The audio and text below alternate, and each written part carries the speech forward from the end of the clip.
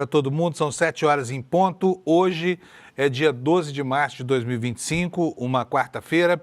Espero que você tenha uma metade exata da semana aí tranquila, porque já começamos daqui para frente a caminhar para o fim de semana, né? E aí dá aquela sensação de que a gente vai descansar, Mas o país não descansa, o noticiário não descansa e nós estamos aqui também indormidos para apresentar para vocês as notícias que foram destaque no dia de ontem e preparar o seu dia de hoje para que você possa ser mais feliz e para que você possa entender o mundo de uma maneira mais tranquila, né? Por isso nós estamos aqui. Então, bom dia para você, vamos começar logo o noticiário. Bom dia para todo mundo que já estava nos esperando aqui na nossa área de chat. E, olha, gente, o noticiário hoje vai girar em torno ainda das questões envolvendo a loucura que acontece nos Estados Unidos, quando, né, o presidente resolveu enfrentar o mundo, se reposicionar, reposicionar todas as forças, refazer a geopolítica global, e isso está começando a criar consequências para todo mundo, inclusive para o Brasil, porque agora já estão valendo as tarifas de 25% para o aço brasileiro, e não é só do aço brasileiro, é de todos os parceiros comerciais dos Estados Unidos. Todo mundo está na mesma barca aí, enquanto os empresários lá nos Estados Unidos começam a arrancar os cabelos, sem entender o que o Trump está querendo, porque isso vai, com certeza, prejudicar a indústria nacional e fazer aumentar os preços, né?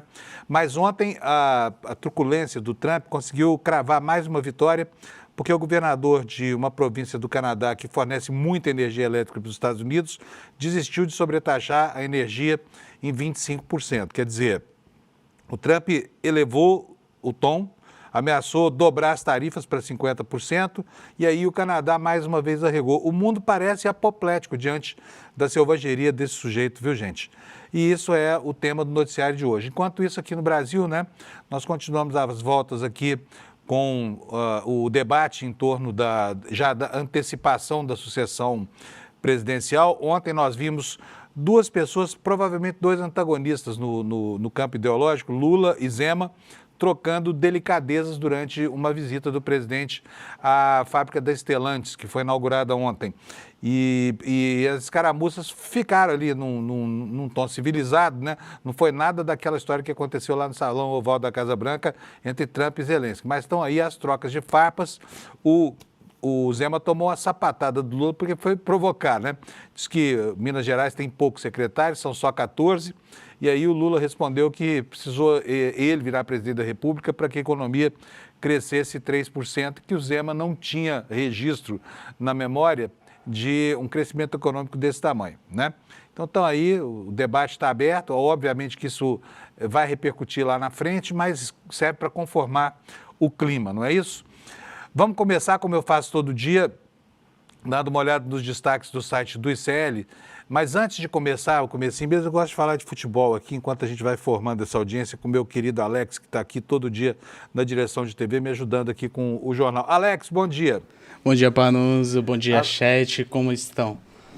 Muito bem, Alex. Espero que você tenha descansado bastante ontem, porque o Alex é palmeirense, viu, gente? Eu preciso avisar isso aqui, porque às vezes ele faz uns comentários aqui meio tendenciosos, assim, pro Palmeiras, então vocês já saibam que desconfiem dele, tá? Pouco clubista. Quer ver só?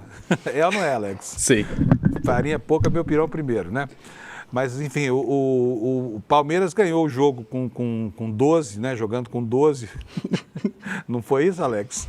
Na minha opinião, não. Não, né? Mas do Brasil inteiro, sim. Mas o Palmeiras não é assunto hoje. Hoje o assunto é o Corinthians. O Corinthians tomou uma lavada de 3-0. Como é que é o nome do time na Libertadores? Barcelona de Guayaquil do Equador.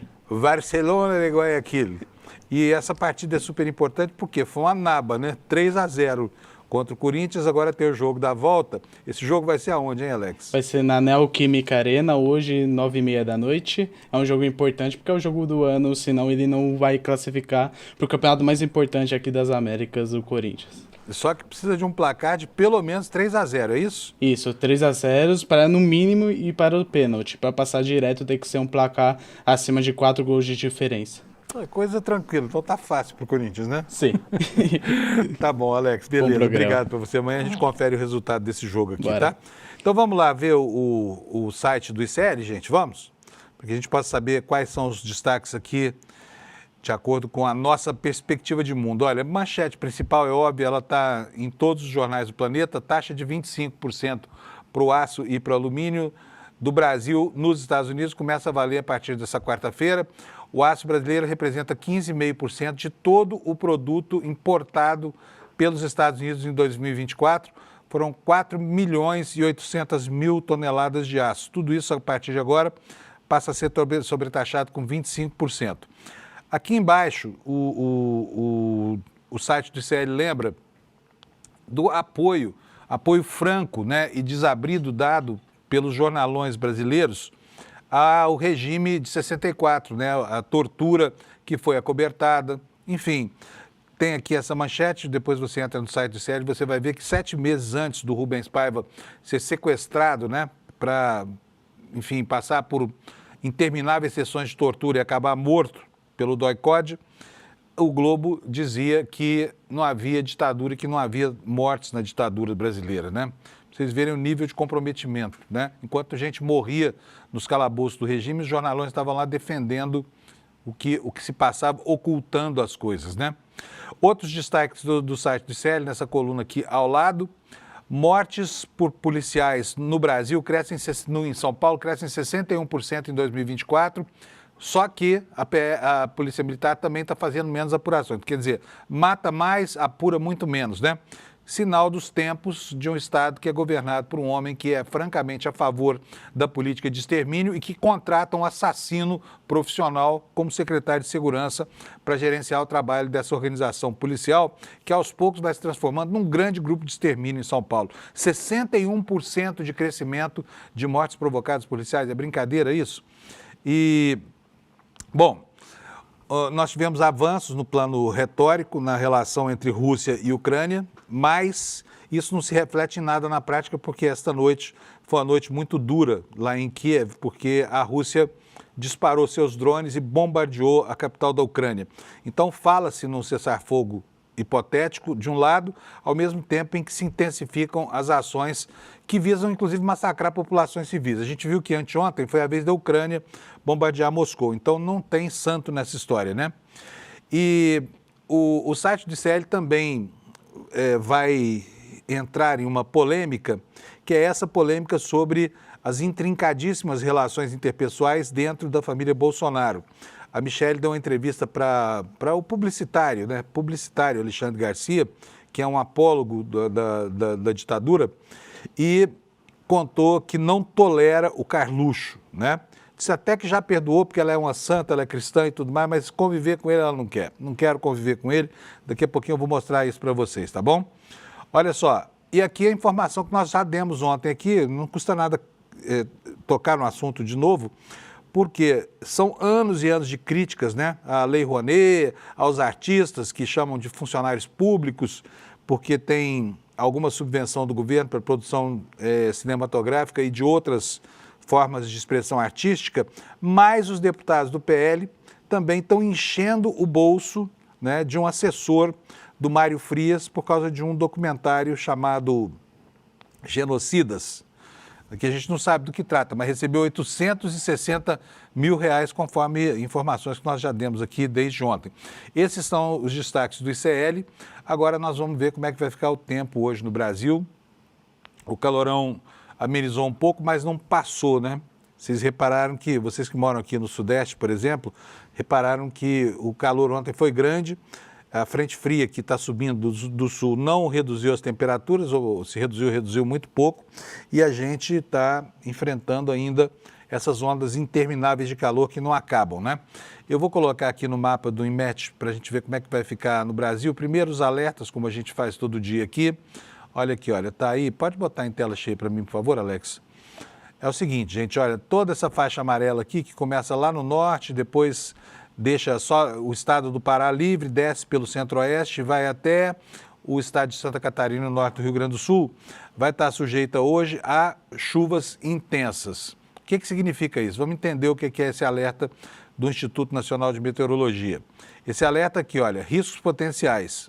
Chuva de entre 20 e 30 milímetros por hora ou até 50 milímetros por dia, ventos intensos de até 60 quilômetros por hora E aí tem o anúncio de que há um risco baixo de corte de energia elétrica, queda de galho de árvore, alagamento e descargas elétricas em toda essa área amarela do mapa que a gente está vendo aqui, tá? E esse alerta de chuvas intensas, ele se torna mais grave nessa região aqui, que vai do Ceará, né, praticamente toda a metade norte do Ceará, pelo estado do Piauí e depois por boa parte do estado do Maranhão, descendo até o norte do Tocantins. O alerta aqui é a mesma coisa também, chuvas intensas. Aqui na região sul também nós temos um alerta de maior gravidade. Olha, no litoral do Paraná, né, na divisa com o estado de São Paulo, até o litoral na altura de Florianópolis, em Santa Catarina, alerta também de acumulado de chuva, terreno muito hidratado por causa do aguaceiro que já caiu nesses últimos dias, né? Então é essa a situação e vamos ver agora como é que vão ficar as temperaturas, porque elas continuam altas. Olha, só 3 estados brasileiros vão ter máximas abaixo dos 30 graus hoje, viu, gente? Vou mostrar já aqui para vocês, para a gente simplificar aqui a questão da temperatura. Deixa eu correr essa página mais para cima aqui para você poder enxergar melhor. As 3 capitais que vão ter temperaturas abaixo dos 30 graus, não muito abaixo, são as 3 do sul do país, né? Curitiba terá 22 de máxima, Florianópolis terá 24 e Porto Alegre terá 27 graus. Só que daí para cima, o Brasil inteiro vai ter temperaturas acima de 30 graus. São Paulo, vou começar aqui com São Paulo. São Paulo vai ter 31, Rio de Janeiro 33, cariocas ainda com calor. Vitória, mesma coisa, 33, Belo Horizonte também 33, Brasília 31, Goiânia 36, hein? Os goianienses vão fritar hoje aí, 36, mas estão acostumados, então não tem problema, né? Campo Grande, 30 graus cravados, Cuiabá, 36 graus, também o pessoal lá está acostumado com esse calorão. Palmas, 34 graus, Porto Velho, 30, Rio Branco, 30, Manaus, 30, Boa Vista, 33, Macapá, 30 graus, Belém, 32 graus, São Luís do Maranhão, 28, Teresina, 33 graus. Daí para frente, olha, todas as capitais do Nordeste, salvo a capital do Ceará, que vai ter 29 graus, todas as outras com máximas acima de 30 graus, de 31, 32 graus. Então, é essa a situação no Brasil hoje. O pessoal que está dentro dessas áreas onde vai cair chuvarada, fique atento aí, cuidado nas encostas, né? E cuidado também nas rodovias. E ontem, finalmente, voltou a chover aqui em São Paulo, que aliviou um pouco a sensação de calor que a gente está sentindo aqui, mas não abafou, não parou com isso, né? Não parou o calor. Vamos começar com os nossos destaques aqui, gente. Olha, o aço brasileiro está sofrendo uma sobretaxa de 25% do governo dos Estados Unidos. Decisão que foi antecipada pelo Trump já desde a campanha eleitoral, mas agora começa a ser cumprida. Isso está começando a criar embaraço lá dentro da economia americana, porque os empresários de lá começam também a sentir o baque. Afinal de contas, quem paga a tarifa é quem compra a matéria-prima importada do mundo, né? Então está aqui a matéria no site do ICL explicando que a taxa de 25% para o aço e para o alumínio do Brasil começa a valer nessa quarta-feira. O aço representa 15,5% de todo o produto importado pelos Estados Unidos. Foram 4 milhões e 800 mil toneladas. Eu vou ler aqui um trechinho da matéria para você ficar muito bem informado. O governo dos Estados Unidos declarou nesta terça que a taxa de 25% sobre importação de aço e alumínio vai entrar em vigor por volta de 1 hora de Brasília, 0 hora de Washington, desta quarta-feira. Portanto, já está valendo, né? Trump já havia assinado a medida em fevereiro. Essa norma vale para todos os parceiros do país norte-americano e afeta o Brasil. Segundo a Casa Branca, não haverá nenhuma exceção, o que, se for levado a efeito, tira as chances pretendidas pelo Brasil de fazer uma negociação diplomática para tentar demover o governo Trump dessa sanção, né, que prejudica demais aqui uma das principais commodities brasileiras, que é o aço, né? E o Brasil fica condenado aí, se não conseguir escoar o seu aço produzido, a virar um exportador de minério de ferro, que não agrega valor quase nenhum à economia. A reportagem de CL diz o seguinte, olha, aspas aqui, após o presidente Trump ameaçar usar seus poderes executivos para retaliar com uma tarifa colossal de 50% contra o Canadá, o premier de Ontário, Doug Ford, falou com o secretário Lutnick para transmitir que ele está recuando na implementação de uma taxa de 25% sobre as exportações de eletricidade do Canadá para os Estados Unidos. Isso porque os Estados Unidos dependem da energia elétrica do Canadá, né? De cada 1.000 kWh consumidos nos Estados Unidos, 600 são provenientes do Canadá. Então, impor uma sobretaxa de 25% sobre a energia elétrica exportada, e aí não tem jeito, porque como é que você vai fazer? Você não pode embarcar a eletricidade no navio para substituir um fornecedor que elevou demais as tarifas. Não é uma relação da qual os Estados Unidos são reféns aí. Mas o Canadá amarelou para os Estados Unidos e o governador de Ontário retirou essa tarifa que ele pretendia cobrar de 25% sobre a eletricidade. Por quê? Porque o Trump disse que ia dobrar o castigo para o Canadá, ia elevar as tarifas sobre aço e alumínio e outros produtos de 25% para 50%, né? O aço exportado pelo Brasil, diz a reportagem do ICL, é majoritariamente semi-acabado. Significa que é um insumo intermediário. O produto é comprado pelas siderúrgicas estadunidenses que processam, laminam e depois vendem para indústrias, por exemplo, a indústria automotiva, né? Que aí sim ele vira um produto final. Trump havia citado o Brasil como parte de um grupo que quer mal aos Estados Unidos em uma fala do presidente feita no dia 27 de janeiro. A China, segundo ele, é um grande criador de tarifas, mas Índia, Brasil, tantos países. Então não vamos deixar isso acontecer mais, porque vamos colocar a América em primeiro lugar, sempre colocar a América em primeiro lugar, disse o mentor do MAGA, do Make America Great Again. Donald Trump usa as tarifas como uma forma de pressionar os países a tomar medidas que ele deseja, como, por exemplo, de reforçar a segurança na fronteira e conter os fluxos de imigrantes. O Brasil, segundo a reportagem do ICL, vai ser um dos mais afetados com essa tarifa de 25%, segundo dados do Departamento de Comércio dos Estados Unidos. Em 2024, o Brasil foi o segundo maior exportador de aço para os Estados Unidos, perdendo apenas para quem? Canadá, né?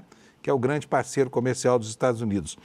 Agora, a justeza dessa história toda não pode ser medida só pelo comércio global, né? Porque existe uma disparidade muito grande. Os Estados Unidos têm 340 milhões de habitantes. O Canadá tem 40 milhões. Então, os Estados Unidos são muito maiores do que o Canadá. A relação comercial é superavitária para o Canadá, mas o desembolso per capita do cidadão canadense em favor de produtos americanos é muito maior do que o caminho de volta. Por quê? O Canadá é um país que tem menos necessidades de consumo do que os Estados Unidos, porque a população dele é muitas vezes menor, né? Então, assim, a argumentação para justificar essa história, que é olhar só a balança comercial, é uma justificativa pífia, ela não explica esse ódio do Trump pelos aliados tradicionais dos Estados Unidos, né? Outra coisa que vem sendo questionada é se os Estados Unidos ainda serão, de novo, um país manufatureiro, um país que fabrica coisas, porque o trabalhador americano há muito tempo que rejeita empregos industriais, né? Essa é uma das causas de as indústrias terem ido parar do outro lado do mundo, lá na Ásia, durante o processo de globalização, né? Sobraram para os americanos funções, digamos, mais nobres do que ficar apertando parafuso em linha de montagem, que é o que o Trump quer fazer acontecer de novo na economia americana. E a dúvida é, será que isso faz efeito? Será que isso fará efeito? Bom, vamos falar sobre as consequências disso para o mundo, tá? Olha só, temos outra matéria aqui agora no site do G1, matéria do Jornal Nacional de ontem, dando conta de que o ritmo frenético da política econômica americana está provocando instabilidade nos mercados de todo o mundo. O Trump se encontrou com líderes das 100 maiores empresas americanas e houve muito chiado nessa reunião, tá? Muitas perderam valor de mercado nos últimos dias e procuraram o presidente em busca de mais clareza sobre a política econômica que a Casa Branca pretende implementar. Em um único dia, Trump dobrou tarifas, ameaçou e recuou na guerra comercial com o Canadá e o ritmo frenético dessa política econômica está provocando instabilidades em mercados de todo o mundo. Uma incerteza que, segundo a reportagem do Jornal Nacional, pode custar caro para a economia. Donald Trump ontem completou 50 dias na presidência e nesse período ele transtornou o planeta todo com o furacão, né, que está aí dentro da cabeça dele, tentando mudar tudo que não lhe agrada no mundo, né, e sem medir consequências, inclusive para o seu público interno. Diz aqui a reportagem que a guerra comercial com os vizinhos teve um novo capítulo essa semana. Na segunda-feira, né, anteontem, o governador de Ontário disse que iria sobretaxar o fornecimento de energia elétrica, como eu falei. O Trump dobrou a aposta, disse que iria levar de 25% para 50% as tarifas sobre aço e alumínio do Canadá. E aí o governador, que se chama Doug Ford, suspendeu essa sobretaxa sobre a energia elétrica. Mas o fato é que a tensão, gente, nessas relações está escalando, né?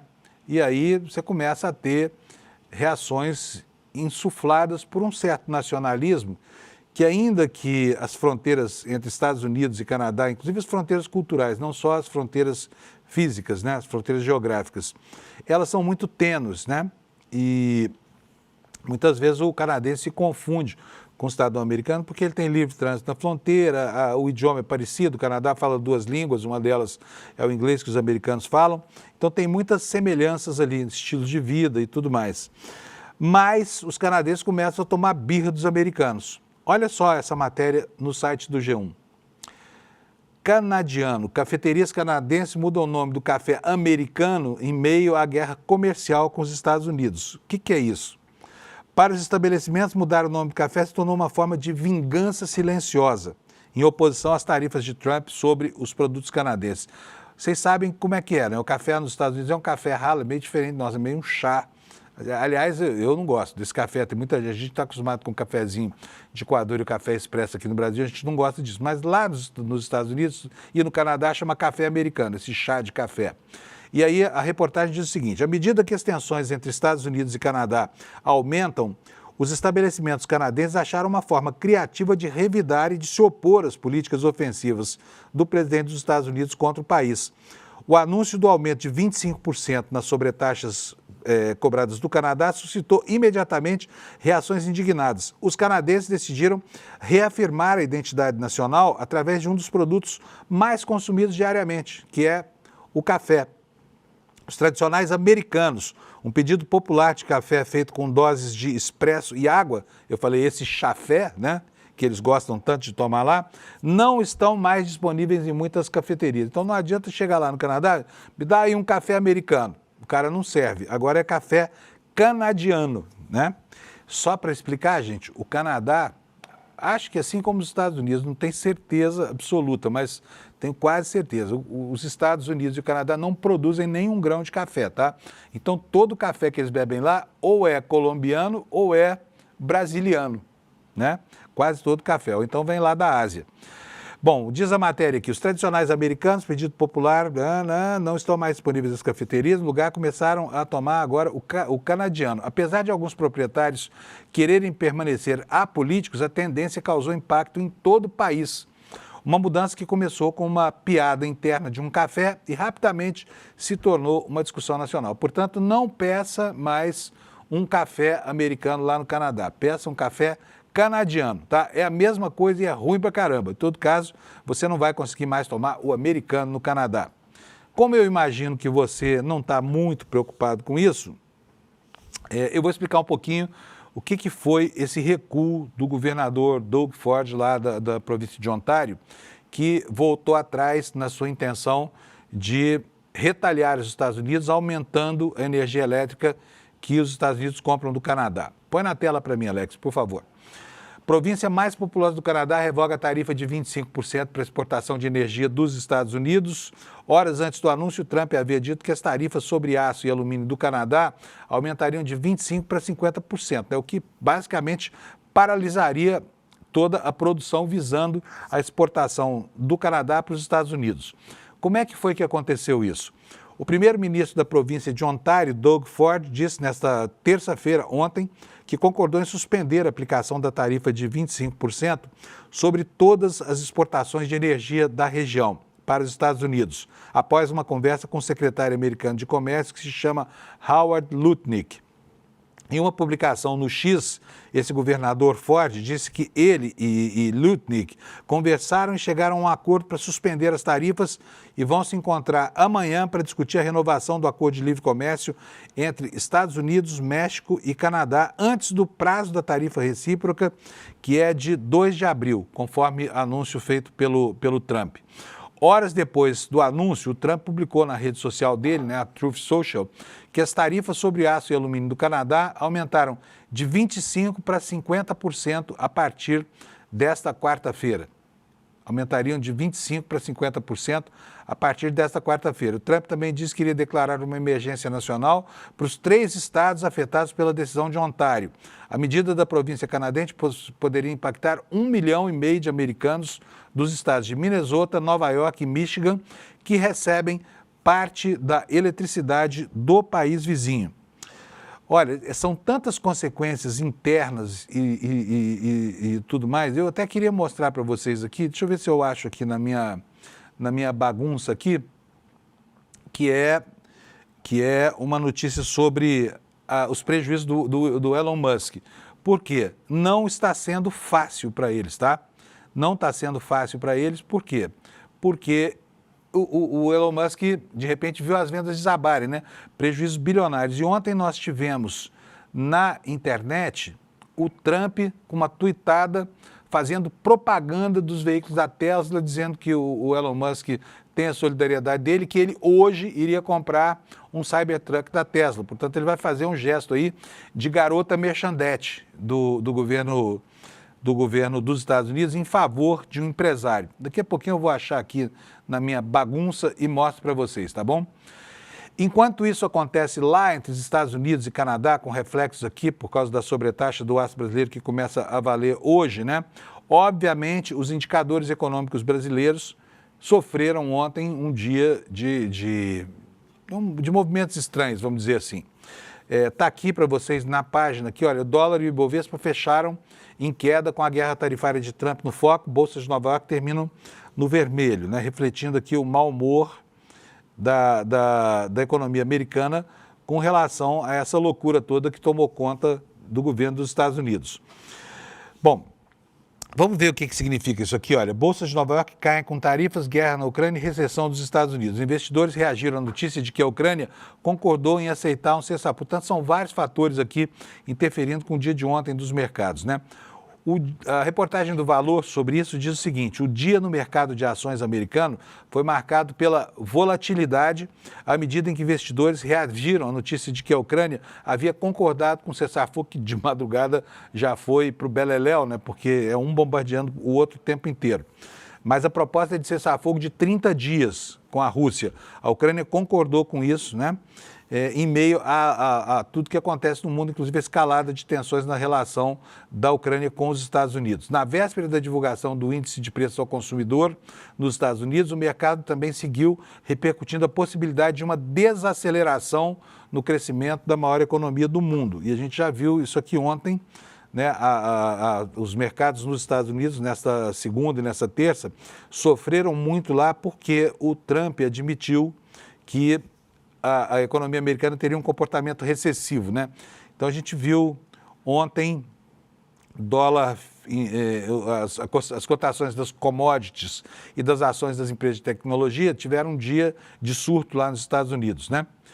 Com relação ao Brasil, os grandes players da economia aqui fazem uma aposta na estabilidade do país. Por quê?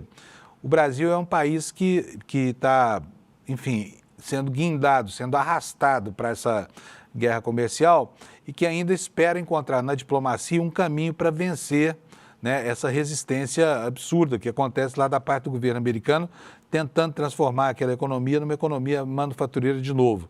E ontem o presidente Lula participou da inauguração de uma fábrica da antiga Fiat, que agora se chama Stellantis, né? E o presidente da empresa, que é uma empresa importante no cenário global, fez uma espécie de profissão de fé na estabilidade que o Brasil oferece em função das suas condições estruturais, né? Está aqui na tela para vocês matéria do Valor Econômico. O Brasil é referência de país estável num cenário em que despontam incertezas, diz o presidente da Stellantis, que se chama John Elkann. Ele é o presidente global da montadora. E diz que o Brasil e a América do Sul ocupam um lugar cada vez mais importante nos negócios da montadora. A matéria diz o seguinte: o chairman da Stellantis disse que o Brasil é um país estável num cenário em que despontam incertezas. Agora, vocês já imaginaram isso alguns anos atrás? Né? Vocês já imaginaram os Limers, os Faria Limers, ouvindo isso? Eles que todo santo dia fazem apostas e apostas e criam cenários inverídicos, projetando o caos lá para frente, ouvindo o presidente de um dos maiores conglomerados industriais do mundo dizer que o Brasil é um país estável num cenário em que despontam incertezas? Bom, vamos lá. Seguindo por aqui na matéria. O executivo herdeiro da família que fundou a Fiat recebeu na fábrica da Stellantis em Betim o presidente Lula e também uma grande comitiva lá de ministros, né? E ao discursar o Sherman lá, o Elkann, anunciou a contratação de 400 engenheiros em Betim. Lá já tem 4 mil trabalhando. Diz que o Brasil e a América do Sul ocupam um lugar cada vez mais importante nos negócios da Stellantis, que em 2024 divulgou um programa de investimentos de 30 bilhões de reais até o fim da década. A empresa também anunciou no início desse ano a contratação de 1.500 trabalhadores em Betim. Antes do presidente da Stellantis, Emanuele Capelano destacou que o governo Lula garantiu marcos regulatórios e elogiou o Programa Federal Automotivo Mover e a reforma tributária. Quem é esse senhor Emanuele Capelano? É o presidente da Stellantis para a América do Sul. É o que dá aqui a nós a matéria do valor, né? Vamos agora, saindo um pouco da economia, das questões internacionais, das implicações que isso traz para o Brasil, falar um pouco sobre as nossas vicissitudes aqui, os problemas brasileiros aqui que provocam uma grande imbricação, né? Uma convergência do noticiário policial e do noticiário político. A começar por aqui, por essa matéria que o Alex vai botar na tela para a gente, dizendo isso aqui, olha, PF diz que um lobista transferiu 4 milhões em propina a assessor do Superior Tribunal de Justiça. Esse aqui é o Anderson Oliveira Guimarães, o lobista. Essa foto você já deve ter se acostumado a vê-la, porque parece ser a única em que esse sujeito aparece aqui, ele que era um verdadeiro aliciador, né, de assessores, pelo menos assessores de juízes até agora. A matéria dá conta de que a Polícia Federal detectou indícios de que esse lobista, Anderson de Oliveira Gonçalves, fez transferências bancárias no valor de 4 milhões de reais, pagando propina a um assessor do STJ que atuou no gabinete de duas ministras da Corte. Trata-se da primeira prova de repasses financeiros a servidores do Superior Tribunal de Justiça, encontrada no inquérito que apura suspeitas de corrupção no tribunal, que é o segundo mais importante do país. O lobista está preso desde novembro, né? E as informações sobre as transações foram descritas pela Polícia Federal em um relatório enviado ao ministro Cristiano Zanin do Supremo Tribunal Federal, ao qual o UOL teve acesso. Ao analisar a quebra de sigilo bancário dos investigadores, a Polícia Federal encontrou transferências feitas por uma das empresas de Andresson, a Florais Transporte, sediada em Cuiabá. De acordo com a investigação, a Florais fez 45 transferências bancárias entre maio de 2021 e dezembro de 2023 para a empresa Marvan Logística, valores que variaram de R$1.000 até R$250.000. A Polícia Federal identificou que essa empresa pertence à esposa de Márcio Toledo Pinto, é o nome do servidor do STJ, que foi objeto de busca e apreensão em novembro e foi afastado desde o início das movimentações. Portanto, está aqui, né, a Polícia Federal avançando e informando o Supremo Tribunal Federal de que esse esquema de compra de sentenças pela via dos assessores dos ministros do Superior Tribunal de Justiça deixou sim rastros para comprovar. Agora, o curioso nessa história toda, e isso não deixa de ser uma boa notícia, se ela prevalecer, né? É que até agora nenhum ministro do Superior Tribunal de Justiça foi alcançado por essas investigações. Não me parece que a Polícia Federal esteja poupando absolutamente ninguém. O que está acontecendo é que não se encontrou aqui nenhum indício de que ministros participem desses esquemas aqui. Por enquanto, são só os tais assessores do judiciário, né, que vendem as decisões. Na verdade, são eles que escrevem as sentenças, o juiz vai lá e assina, porque é praticamente impossível a um juiz produzir todo o texto de centenas de decisões diárias que tem que prolatar. Então, esses assessores têm uma influência muito grande sobre os processos em andamento nessa corte, né? E não raro são processos bilionários. Daí esses valores gigantes de propina, 4 milhões de reais na conta da empresa, da mulher de um dos assessores do tribunal, né? Bom, procurada a defesa de Márcio Toledo Pinto afirmou que não iria se manifestar e a defesa de Anderson não respondeu sobre os pagamentos. Ela já argumentou à justiça que não há elementos de prova que sustentem acusações de que o lobista teria poder para influenciar decisões judiciais. Em todo caso, está andando aí, está correndo o caso, o que é uma boa notícia, né? E mais um esquema desbaratado, porque isso é useiro e vezeiro. Nós já tivemos escândalos assim. O Mato Grosso é estado recorrente, né?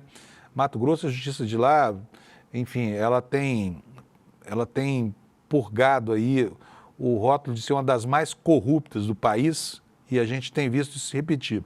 Mas como a gente vê, nem as cortes superiores estão infensas, né? Não estão sujeitas a esse tipo de envolvimento, de imbricação policial. Enquanto tudo isso acontece, né, a família Bolsonaro, está às turras aí e finalmente a gente consegue entender qual é a natureza das relações entre Michele e Carluxo. Vocês vão se lembrar que durante o governo Bolsonaro, isso sempre foi objeto de especulação pela imprensa, nas redes sociais, mas era evidente que não havia muita coisa certa aí. Agora, um publicitário, você conheceu na condição de jornalista, né, o Alexandre Garcia, publicitário do golpe, publicitário do negacionismo. O Alexandre Garcia entrevistou a Michele Bolsonaro e ela abriu a boca. Já se sabia, não é novidade. Mas olha só, está aqui na capa do ICL hoje, né? Essa entrevista, gente, aí fico pensando aqui, é o fim da picada, né? A gente repercutindo aqui, entrevista do Alexandre Garcia, como se esse jornalista pudesse produzir qualquer coisa, aproveitar. Mas, enfim, deu chance a Michele de falar sobre o que ela queria, ela se sentiu em casa e falou. E o que ela falou sobre o Carluxo? A gente não se fala, mas eu fui uma intercessora do Carlos. Não sei o que é um intercessor. Você sabe o que é intercessor? Aí continua aqui a fala da Michele, mas eu respeito porque o Jair teve 2 relacionamentos e não deu certo. E ele tinha aquela questão por eu ser mais nova, 27 anos mais nova, e ele não gostou muito. Ele tem o gênio dele, eu tenho o meu gênio. Ele tem a verdade dele, eu tenho a minha verdade. Não desejo nenhum mal para ele. Não desejo nenhum mal para ele, mas é uma pessoa que eu não quero conviver, não tenho nenhum problema. O que tivemos no passado, já perdoei, né? Ela se considera uma pessoa generosíssima, muito boa. Então perdoou, mas não quer nem saber do cara por perto.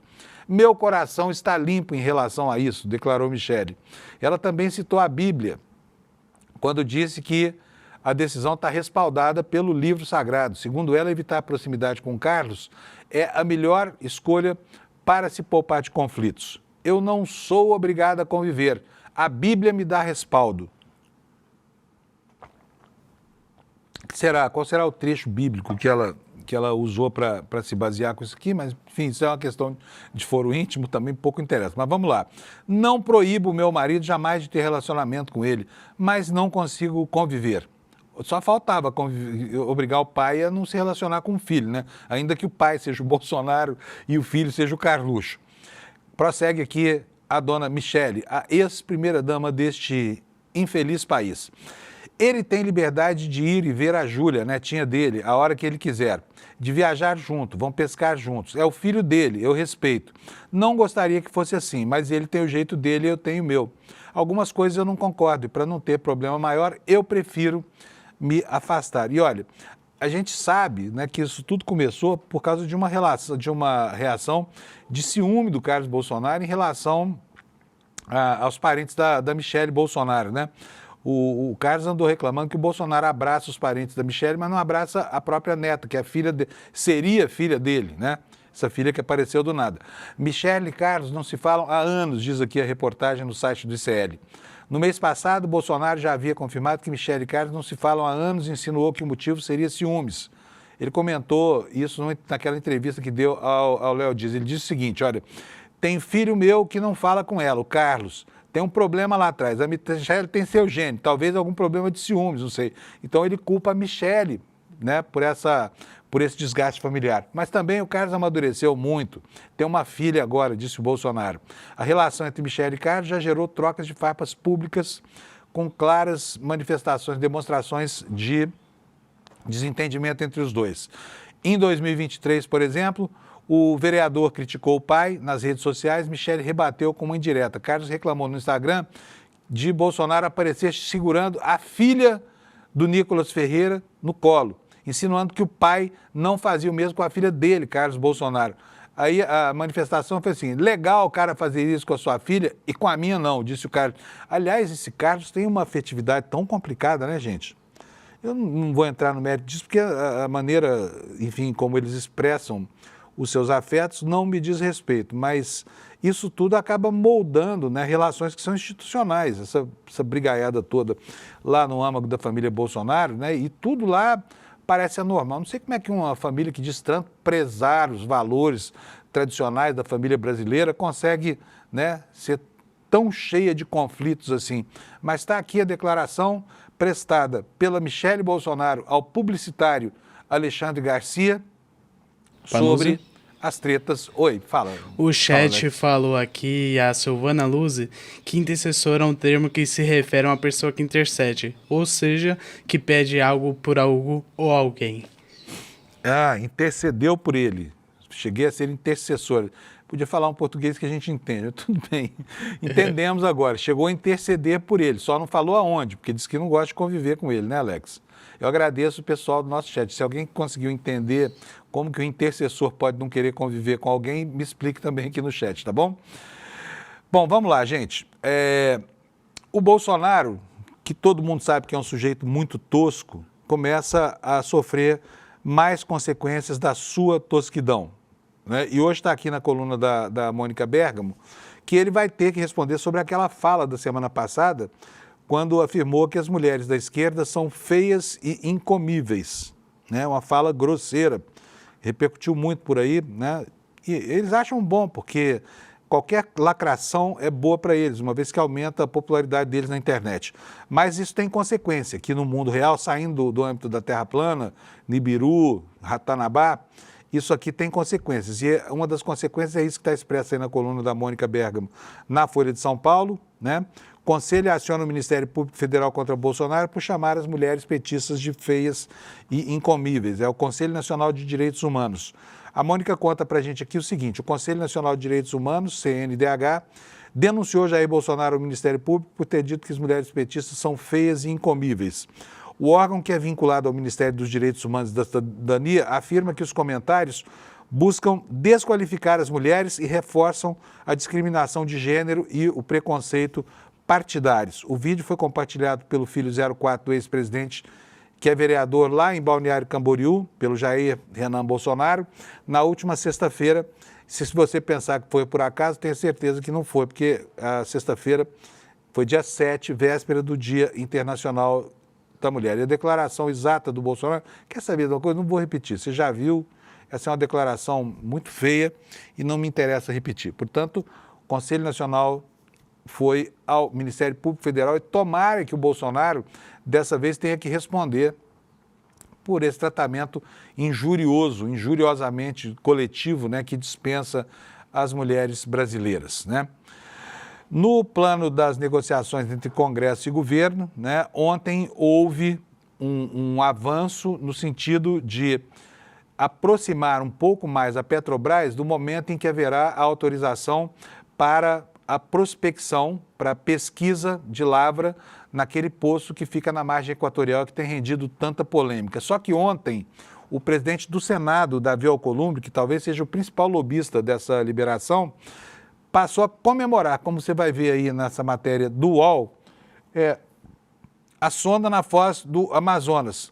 Só que o IBAMA está dizendo que o IBAMA não autorizou a limpeza da sonda, mas não autorizou o início da prospecção. Vamos ver do que trata essa notícia.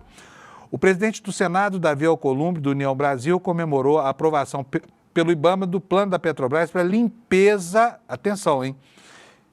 Limpeza da sonda que será utilizada na perfuração da margem equatorial. O Plano de limpeza, esclarece a matéria, no entanto, não significa uma licença para exploração do local, não significa que tenha havido autorização para isso, para prospecção.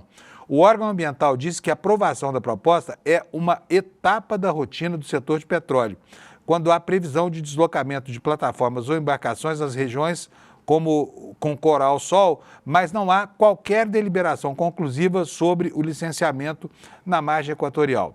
E aí houve até uma nota no IBAMA para esclarecer esse assunto, dizendo o seguinte, porque esse assunto é um assunto sensível, tanto dentro do governo quanto para a imagem do Brasil de defensor do meio ambiente, tão propalado pelo governo Lula e às vezes prejudicada por certos pleitos dentro do próprio governo. O que diz a nota do IBAMA? Esclarecemos que essa etapa não representa qualquer deliberação conclusiva quanto à concessão ou não da licença ambiental para a realização de atividade de perfuração marítima no bloco FZA M59, que é exatamente esse bloco lá da foz do Rio Amazonas, que tem rendido tanta polêmica, né? O presidente do IBAMA, o Rodrigo Agostinho, ele chegou, inclusive, como você vai ver na tela agora, numa outra matéria aqui no Valor Econômico, ele chegou a minimizar a autorização dada à Petrobras para limpar a sonda destinada para essa perfuração na foz do Amazonas. Segundo ele, isso não é, de jeito nenhum, um primeiro passo para que o órgão libere a exploração de petróleo na região.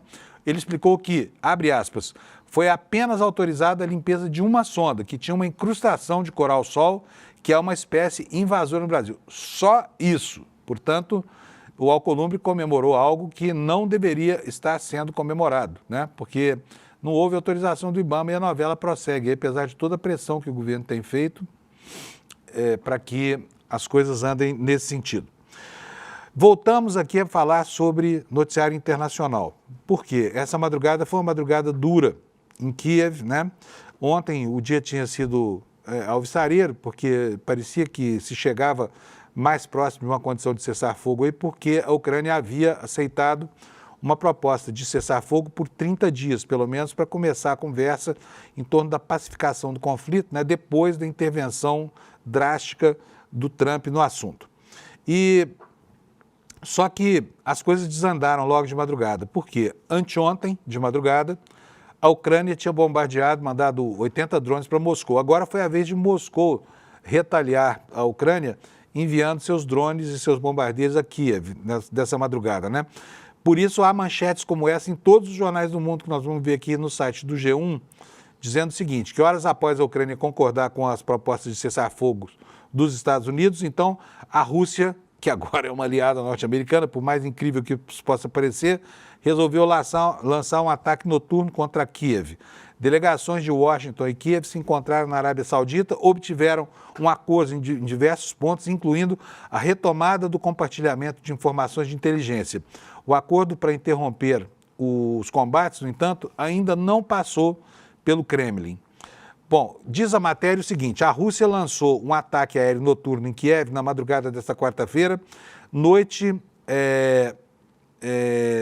de terça, no horário de Brasília, confirmou aqui o prefeito da cidade ucraniana. De acordo com o prefeito, baterias antiaéreas foram mobilizadas para repelir o bombardeio. O ataque aconteceu, por incrível que pareça, né, como as coisas entre a retórica e a diplomacia e o campo da realidade militar são distantes, né? De um lado, os diplomatas se esforçando lá na Arábia Saudita para construir um acordo e de outro, né, as lideranças militares empreendendo novas ações aqui de retaliação.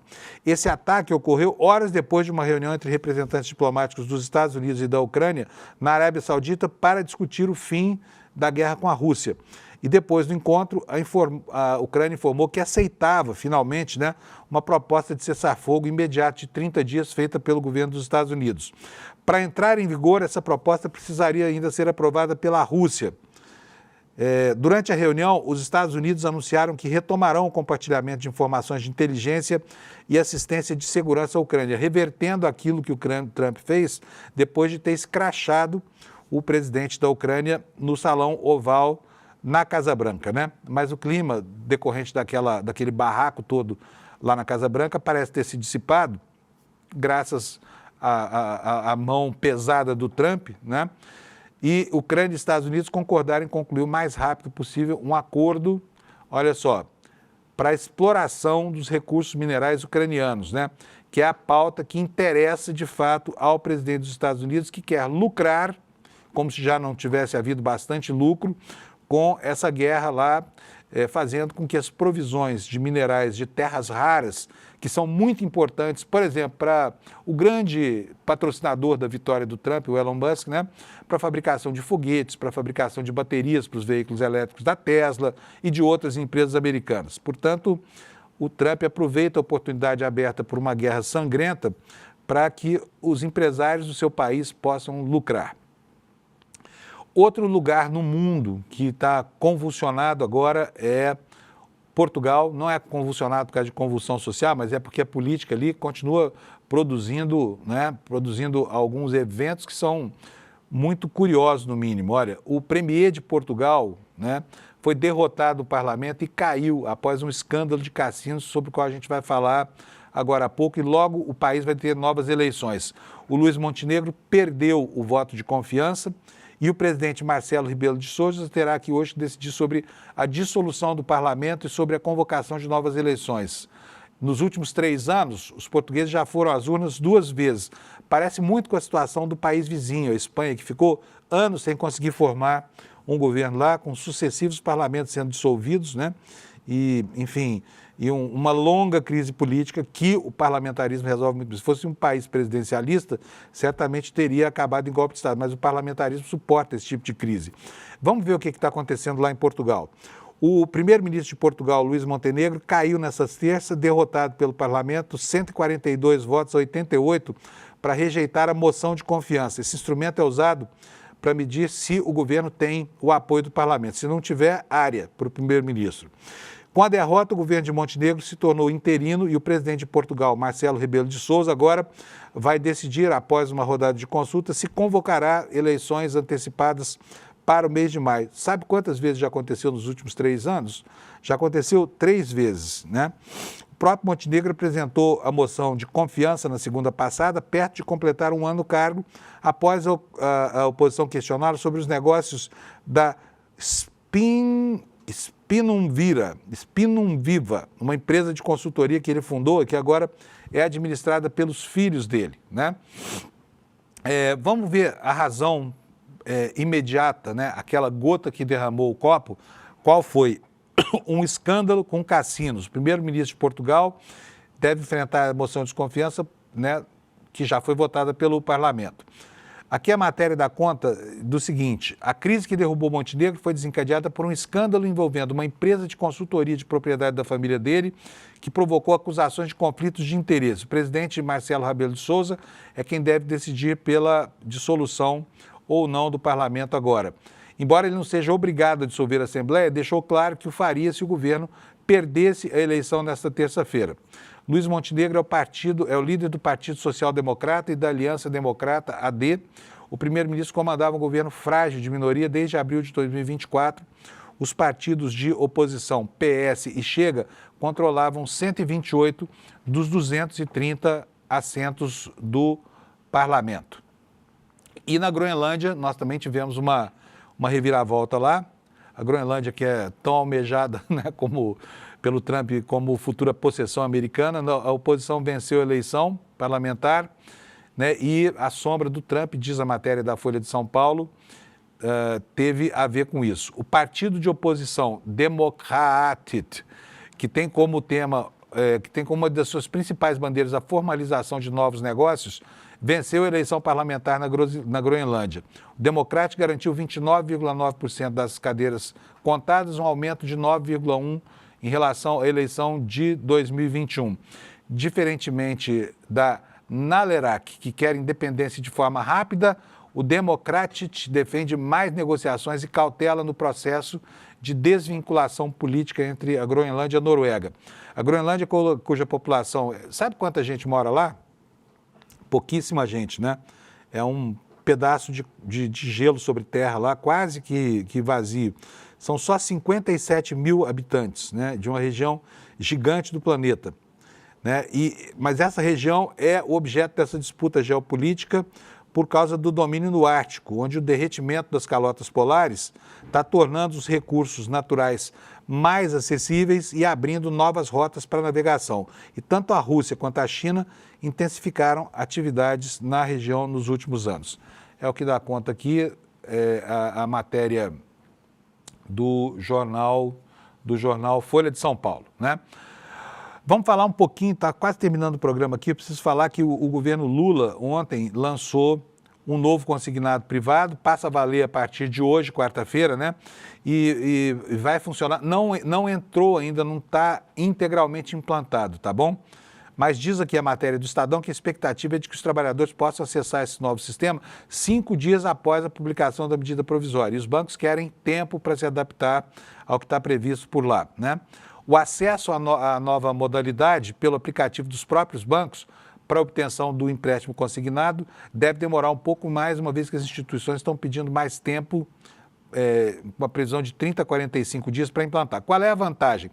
Vou logo dizer para vocês aqui, resumindo a notícia, é o seguinte: quem está apertado vai ao banco e pede um empréstimo pessoal. Sabe quanto é que está custando de juros por ano? Está custando mais de 100% esse financiamento. Ou seja, em um ano, o banco praticamente dobra o capital cobrando esses juros de agiota que a banca brasileira cobra, né? Nesse consignado, que vai estar acessível aí para todo mundo que tem carteira assinada, os juros anuais ainda são um absurdo, mas são muito menores do que a extorsão praticada pela banca oficial. Vão ser em torno de 40% ao ano. Então seria muita vantagem para quem está apertado lá devendo o Bradesco, Itaú, Santander e cartão de crédito, cheque especial, trocar essas dívidas por esse consignado, que é menos feroz, né, na sua mordida. Mas isso tudo ainda não vai estar à disposição do tomador de empréstimos do Brasil, tá? Enfim, e tem mais duas notícias aqui. Ontem, como eu disse logo na abertura do programa, Lula e Zema se confrontaram, um confronto retórico durante a inauguração da fábrica da Stellantis. O Lula disse que depois de ouvir do Zema que a equipe dele era enxuta, só 14 secretarias, o Lula disse que a importância que tem na qualidade das pessoas que são contratadas, né, e que o Zema não se lembrava de crescimento de 3% nunca na vida. E Zema aqueceu assim, meio constrangido na plateia, porque chamou a briga e tomou uma sapatada, né? E também durante a mesma solenidade, o Lula disse que não tem medo de cara feia. Aliás, esse destaque está aqui em outra matéria do Valor Econômico, diz que não tem medo de cara feia, e dizendo para o Trump, fala manso comigo, hein, caboclo? O presidente Lula afirmou nessa terça que não tem medo de cara feia ao citar rapidamente o presidente americano Donald Trump em discurso feito a operários na fábrica da Stellantis. Lula estava prestes a encerrar o seu discurso e falava sobre o crescimento da economia e redução da inflação no Brasil, quando se lembrou de mencionar o chefe do executivo americano. Ele disse o seguinte: não adianta o Trump ficar gritando de lá, porque eu aprendi a não ter medo de cara feia. Fale manso comigo, fale com respeito comigo, que eu aprendi a respeitar as pessoas e quero ser respeitado, disse o nosso presidente aqui, afrontando. Agora vamos ver no campo da diplomacia, né? O que o Lula vai fazer para resolver isso. Gente, está terminando o programa. Ontem nós tivemos uma estreia muito legal aqui no ICL, né? Vou pedir para o Alex colocar para mim a máscara aqui do Conversar. Tá aí, olha, o programa da Juliana Baroni, com esse time maravilhoso, né? Nina Silva, a Tiburi, a Sarazara e a Açucena. Ontem estrearam aqui e hoje nós vamos ter reprise do programa, tá? Hoje nós vamos ter reprise para que você possa conhecer, você que não conseguiu assistir a live ontem, vai ter... Que horas vai ser a reprise hoje, ô Alex? 3 horas da tarde. Então, é o seguinte, 3 da tarde, para quem não viu, e se você é mulher, especialmente, olha isso aqui, vem conhecer como é que se trava civilizadamente o debate político entre mulheres aqui no ICL, tá? Hoje, às 3 horas da tarde, reprise, e logo depois, reprise do rolê, antes do programa do Rodrigo Viana, né, o ICL Urgente, que começa logo depois das 5 horas da tarde, tá? Vale super a pena, então não perca isso. Se você quiser saber mais informações, acessa aqui, olha, icl.com.br/conversar. A segunda coisa é que no domingo, às 8 horas da noite, nós vamos ter aqui uma aula magna conduzida pelo Eduardo Moreira com a Mariam Ali, com a filha do Muhammad Ali, falando sobre a trajetória do pai, que além de ter sido o maior pugilista de toda a história do mundo, foi também um dos grandes lutadores pelos direitos civis americanos, né? Ele foi um homem que sofreu muito, justamente porque assumiu posições contra o racismo americano. Por exemplo, ele não foi lutar na guerra do Vietnã, porque dizia que não ia defender um país racista. E isso custou muito caro a ele. Perdeu a carreira, ficou afastado 4 anos do boxe e depois voltou para se consagrar como o maior campeão do mundo. E a filha dele, a Mariam Ali, vai contar como é que foi isso tudo, na vida dela, da família, do pai. Então você pode se inscrever já para participar dessa grande aula magna, motivacional, nesse site aqui, olha, despertaicl.com.br. Mas faz isso agora, porque se deixa para depois e vai esquecer, né? Então, enquanto você espera o N1, que vai começar agora, vai aqui, ó, despertaicl.com.br, se inscreva e domingo à noite você já tem um programão, 8 da noite, aqui no ICL, com a transmissão dessa aula magna, tá bom? Gente, boa quarta-feira para vocês, obrigado pela companhia aqui. Amanhã estamos de volta aqui às 7 da manhã, tá bom? Até lá, então. Um abraço para todo mundo. E ele disse, Mariam, você sabia que o seu pai acabou de ser nomeado a pessoa mais famosa do mundo?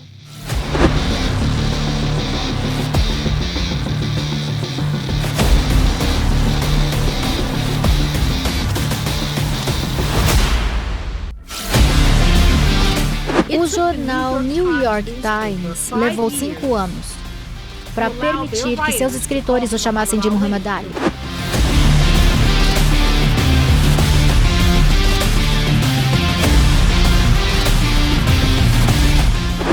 Ele literalmente ia desistir da carreira dele para servir a Deus e fazer o que ele sentia que Deus achava certo.